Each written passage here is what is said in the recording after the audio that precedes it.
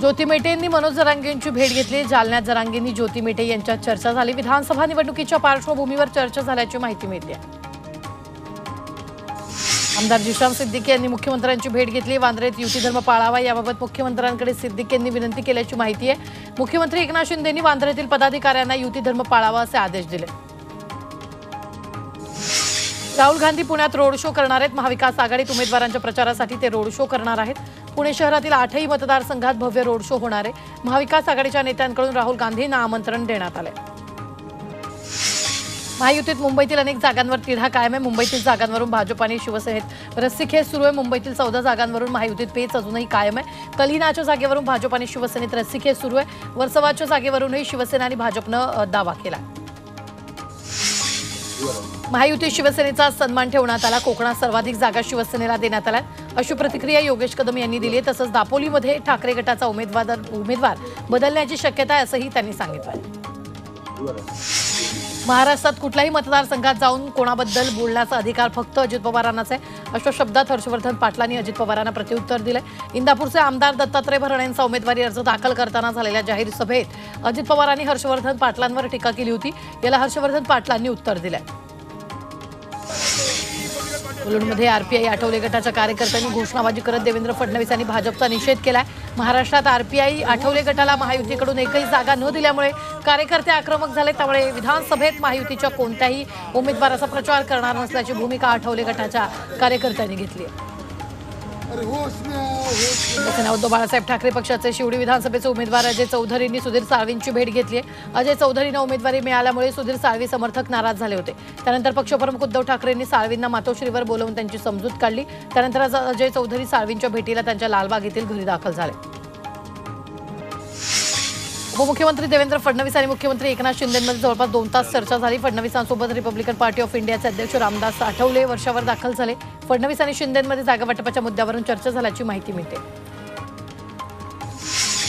राजकारणात विचारांची लढाई असावी, व्यक्तिगत वैर असू नये असं संजय राऊतांनी म्हटलं। मात्र भाजप नेते महाराष्ट्राची राजकीय संस्कृती विसरलेत अशी टीका संजय राऊतांनी केली आहे। फडणवीसांशी व्यक्तिगत वैर नसल्याचंही ते यावेळी बोलताना म्हणाले। त्यावर नितेश राणेंनी उत्तर दिलंय। आम्ही असं मानतो संजय राऊतांनी केंद्रीय राज्यमंत्री रामदास आठवले यांवर टीका केली आहे। दलित समाजाचं नेतृत्व करणारे आठवले फक्त स्वतःपुरतं पाहतात, त्यांना सर्व मिळतं असं राऊत म्हणाले। मात्र लोकसभेत हा संपूर्ण समाज महाविकास आघाडीबरोबर राहिला आणि यापुढेही राहील असा विश्वास राऊतांनी व्यक्त केला। आंबेगावातील बंडखोरी थांबवण्यात राष्ट्रवादी शरद पवार पक्षाला यश आलंय। सुप्रिया सुळे पक्षश्रेष्ठींनी रमेश येवलेंची समजूत काढली आहे। राष्ट्रवादी शरदचंद्र पवार पक्षानं देवदत्त निकमांना उमेदवारी दिल्यानं रमेश येवले नाराज आहेत, तर त्यांनी अपक्ष निवडणूक लढवण्याची तयारी केली आहे। अमरावती जिल्ह्यात काँग्रेसमध्ये पहिली बंडखोरी झाल्याची माहिती सूत्रांनी दिली आहे। दर्यापूरमध्ये काँग्रेसचे गुणवंत देवपारे बंडखोरी करणार असल्याची माहिती आहे। शिवसेना उद्धव बाळासाहेब ठाकरे गटाला दर्यापूरची जागा दिल्यानं देवपारे नाराज आहेत।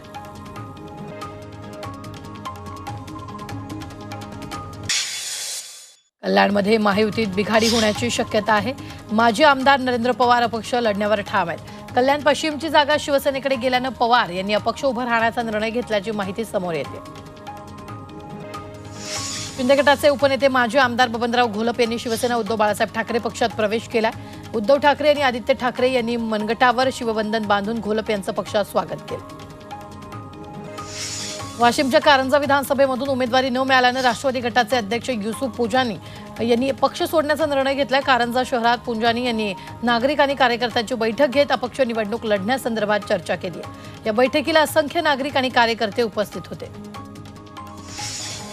शिराळा मतदारसंघातून सम्राट महाडिक यांना उमेदवारी डावलल्यानं ते आक्रमक झाले। भाजप कार्यकर्त्यांच्या बैठकीत त्यांनी अपक्ष उमेदवारी अर्ज दाखल करण्याचा निर्णय घेतला। त्यामुळे भाजपला महाडिकांच्या बंडखोरीला सामोरं जावं लागलं। विधानसभा निवडणुकीच्या पार्श्वभूमीवर अनेकांचे पक्षप्रवेश पार पडत आहेत। चंद्रपुरात अपक्ष आमदार किशोर जोरगेवारांनी भाजपात प्रवेश केला। तसंच महिला काँग्रेस जिल्हाध्यक्ष नम्रता टेमसकर यांनीही शेकडो कार्यकर्त्यांसह भाजपात प्रवेश केला। चिंचवड मतदारसंघात राष्ट्रवादी शरदचंद्र पवार पक्षाकडून राहुल काटेंना उमेदवारी जाहीर झाली।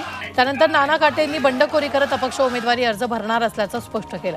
तसंच अजित पवार गटातील जवळपास सर्व नगरसेवक त्यांच्यासोबत असल्याचा दावाही त्यांनी केला।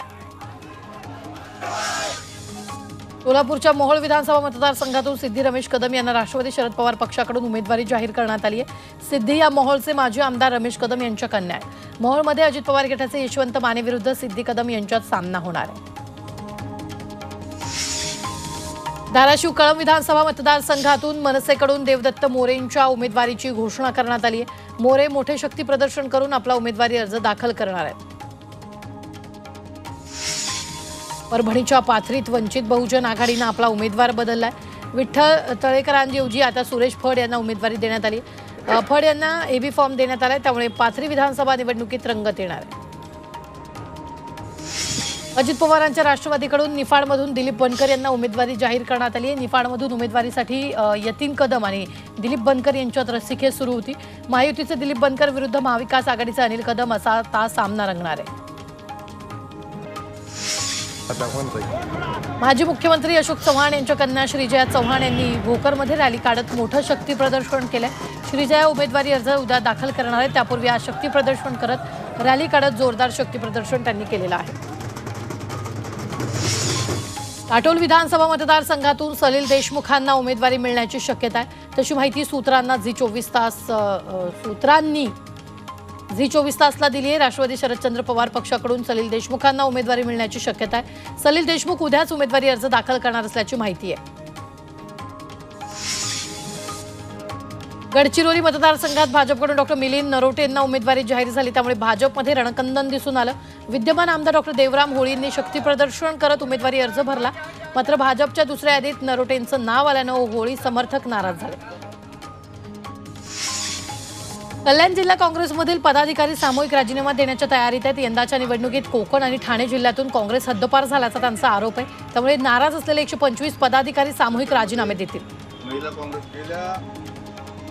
चंद्रपूरच्या राजुरा विधानसभा मतदारसंघात भाजपची डोकेदुखी वाढली आहे। पक्षाकडून उमेदवारी मिळालेल्या देवराव भोंगळींच्या विरोधात दुसरी आघाडी स्थापन केली आहे। स्थानिक उमेदवाराला संधी देण्याची त्यांनी मागणी केली।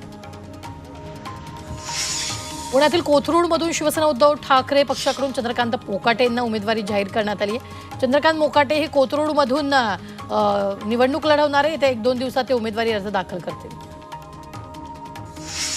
मुंबईतील घाटकोपर पश्चिम मतदारसंघातून शिवसेना ठाकरे पक्षानं माजी नगरसेवक संजय भालेराव यांना उमेदवारी जाहीर केली आहे, त्यामुळे शिवसेना ठाकरे पक्षाचे इम्रान शेख हे अपक्ष लढण्याच्या तयारीत आहेत। तसंच इम्रान शेख आणि त्यांच्या कार्यकर्त्यांनी नाराजी व्यक्त केली आहे।